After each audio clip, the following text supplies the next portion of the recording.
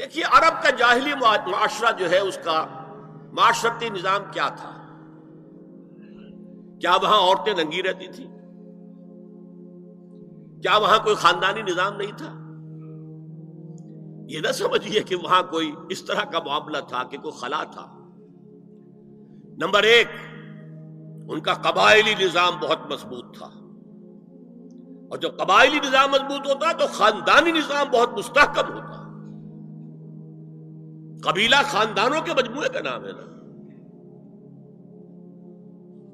Number دو، شرفاء کی جو خواتین ہوتی تھی ان کے عام لباس کے علاوہ دو چیزیں اور ان کے استعمال میں رہتی تھی۔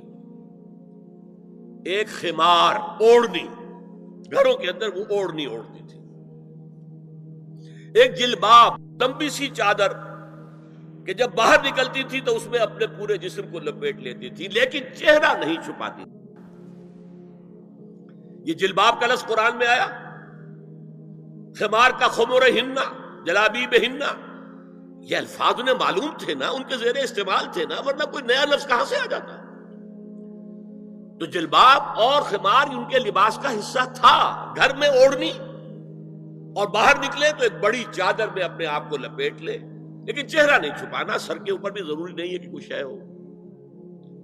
البتہ نہ گھر کے اندر کوئی مخلوط اجتماعات کی کوئی پابندی تھی، مرد ہیں عورتیں ساتھ ہیں، بیٹھے باتیں ہو رہی ہیں، خوش گپیاں ہو رہی ہیں، کھانا کھا رہے ہیں ساتھ مل کر، جیسے آج ویسٹ میں ہے۔ اور نہ ہی اور باہر جو ہے کوئی مخلوط جو ان کے اجتماعات تھے ان کے اوپر کوئی پابندی تھی، ایک جو ہے مخلوط معاشرہ تھا۔ لیکن نمبر تین، وہاں ایک طبقہ تھا کنیزوں کا، کنیزیں، باندیاں، عام خادمائیں، انہیں جاریات بھی کہہ دیتے تھے، چھوکریاں۔ ان کا جو ہے معاملہ یہ تھا کہ ان کے لیے نہ کوئی جلباب تھی، نہ کوئی خمار تھا، یہ ننگے سر، ننگے منہ، چہرہ کھلا ہوا آتی تھی۔ لباس کے بھی کوئی بہت زیادہ ان کے کوڈ نہیں تھے۔ بے پردگی، عریانی، بے حیائی اور بے شرمی، یہ سب ان میں تھا۔ یہاں تک کہ ان کے آقا ان سے پروسٹیٹیوشن بھی کرواتے تھے، جس کو کہ روکا ہے قرآن نے آ کر سورہ نور کے اندر۔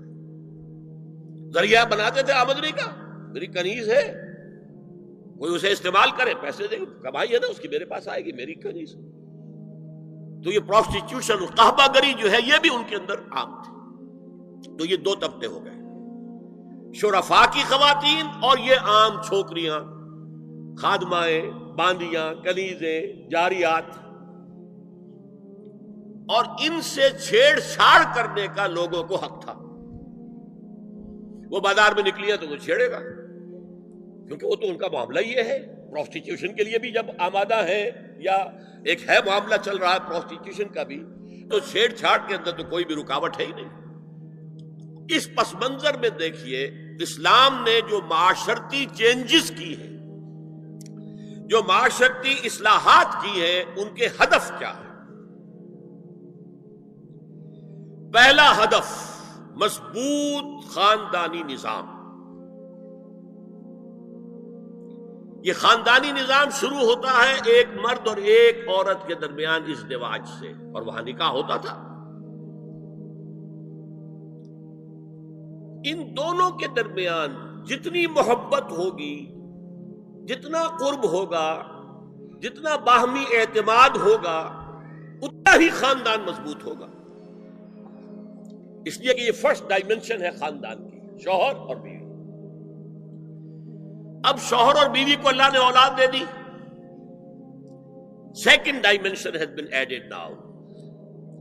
استحکام خاندان کے لیے ضروری ہے کہ اولاد والدین کا ادب کرے، ان کی خدمت کرے ان کے بڑھاپے میں۔ یہ کہنے کی ضرورت نہیں تھی کہ اولاد سے محبت کرو، اولاد کی محبت تو دل میں ہے ہی ہے، اور اس کے لیے تو یہ کہنا پڑتا زیادہ محبت نہ کرو، زیادہ لاڈ پیار کرو گے بگڑ جائیں گے، ان کے محبت کی وجہ سے حرام میں منہ نہ مارو، انہیں اچھا کھلانا، اچھا پہنانا، یہ روکا گیا ہے۔ کہیں نہیں کہا گیا اپنی اولاد سے محبت کرو، وہ تو ہے، کریں گے، ہاں، لیکن بوڑھے والدین قرآن میں 5 جگہ اللہ کے حق کے فوراً بعد والدین کا حق ہے. وَقَضَىٰ رَبُّكَ أَلَّا تَعْبُدُوا إِلَّا إِيَّاهُ وَبِالْوَالِدَيْنِ إِحْسَانًا أَنِ اشْكُرْ لِي وَلِوَالِدَيْكَ. دیکھیے سورہ لقمان میں أَنِ اشْكُرْ لِي، شکر کرو میرا، میں خالق ہوں تمہارا، رب ہوں تمہارا، وَلِوَالِدَيْكَ، اور اپنے والدین کا، کیونکہ وہ ذریعہ بنے ہیں تمہارے اس دنیا میں آنے کی. اور تم جب چھوٹے سے تھے انہوں نے پالا پوسا ہے، اپنا پیٹ کاٹ کر تمہیں کھلایا ہے، اپنی رات کی نیندیں حرام کر کے تمہیں پالا ہے. لہذا وَقَضَىٰ رَبُّكَ أَلَّا تَعْبُدُوا إِلَّا إِيَّاهُ وَبِالْوَالِدَيْنِ إِحْسَانًا. اور تیسری ڈائمنشن بہن بھائیوں میں رشتہ، اولو الارحام، صلہ رحمی کرو، اخوت. یہ 3 ڈائمنشن ہوئے نا. ہمارا سپیس کا تصور کیا ہے؟ 3 ڈائمنشنل سپیس، چوڑائی، لمبائی اور اونچائی یا گہرائی. تو یہ 3 ڈائمنشنز ہیں خاندان کے ادارے کی. انہاں اکھیاں نہ ویکھیا نہیں اللہ، انہاں اکھیاں نہ ویکھیا نہیں اللہ، اساں تے سونا یار ویکھیا، انہاں اکھیاں نہ ویکھیا نہیں اللہ، اساں تے سونا یار ویکھیا، انہاں اکھیاں